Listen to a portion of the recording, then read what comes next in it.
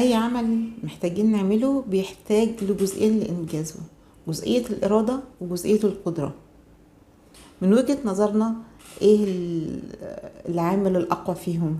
في ناس هتقول القدرة، إنك قادر أعمل كذا فإذا أنا هقدر أعمله، ولكن هو الإرادة هي الأهم. الإرادة هي اللي هتديني الدافع إن أنا أكمل وإن أنا أستمر وإن أنا أتخطى كل العقبات وكل الحواجز.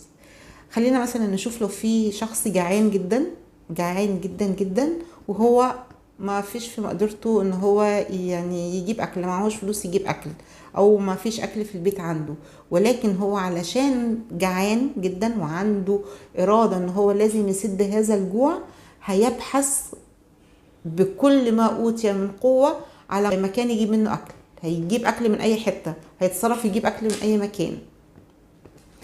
احنا كبشر عندنا القدرات